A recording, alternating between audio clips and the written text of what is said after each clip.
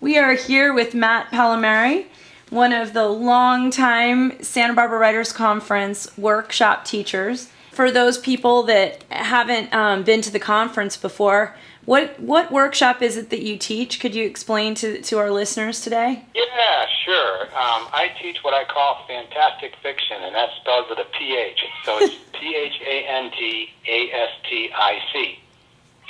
And years ago, when I first started teaching, I was actually the youngest workshop leader for about 15 years. I've worn that out now, I think. I got gray hairs. But when I originally started teaching, it was horror, fantasy, and science fiction. It used to be a joke between me and Barnaby Conrad because Barnaby would get out things like weird stuff. He'd go, "Oh, this is weird. That's Matt Pallamary." And anything that they thought was weird or strange, they just gave to me. So I thrive on that personally. And as the years have gone by, my own writing has turned more from science fiction horror into, as you know, Rachel, I'm deeply into shamanism and South American cultures. So aside from my foray into shamanism, which, result of all that was my novel Land Without Evil, I noticed that sort of at the turn of the millennium, around 2000, people were coming with more spiritual things and less sort of hardcore horror, fantasy, and science fiction. So I shifted the workshop, and now I call it the Phantastic Fiction Workshop, and it's literature of the visionary, supernatural, metaphysical, horror, fantasy, and science fiction. I get some really far-out stuff, and I'm totally comfortable with it, whereas somebody who's a straight fiction workshop leader may not necessarily be. That's definitely something that I've noticed, and that was one of the biggest things that I've learned from going to the conference year after year, is that, and Ernie talked about that in our interview with him, that you don't know who you're going to resonate with. And even though when I first met you, I wasn't working on sci-fi, I had read a lot of it. My piece was, it was a memoir piece.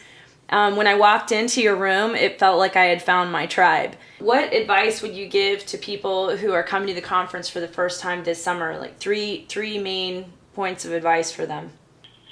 The main thing is pace yourself. Because when I went my first year, I tried to do everything. I was up in the morning doing the morning workshops. I was late at night doing the pirate workshops. They did that for 3 or 4 days, and I hit a wall, and I totally burned out and turned into an emotional retard and hated everybody and, wanted to jump off the roof and everything else because you can't do everything. So you really have to pace yourself. That's really the most important thing. Along with that, I recommend people, after spending a week at the conference, that you get so saturated with information, don't go home and write. Forget about it for a week. Just let it sink in, because you're really saturated and overwhelmed with a lot of information, and your subconscious is restructuring your approach to writing, whether you realize it or not. And I think it's really good to give it about a week to integrate and really assimilate things, and then come at it kind of fresh with a new perspective. The third thing is,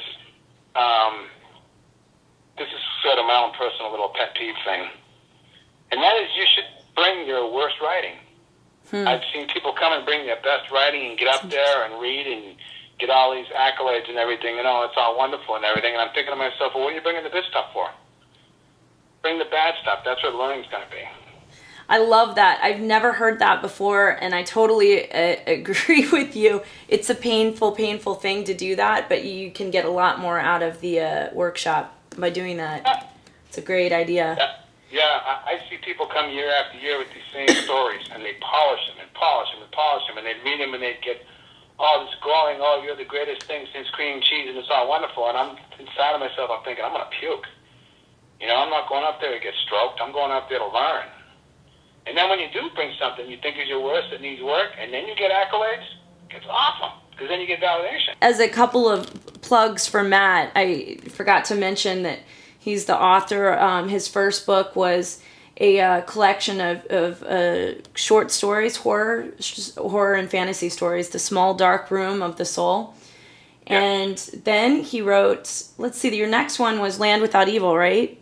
Land Without Evil was a historical novel about Indians in South America, and then there was Spirit Matters, the memoir. And by the way, they are all now also available as ebooks on Kindle. Oh, that's great. So you've gone the e-route. And what is your website, Matt? It's www.mattpallamary.com. Nice. And you can find Matt at the Writers Conference this year.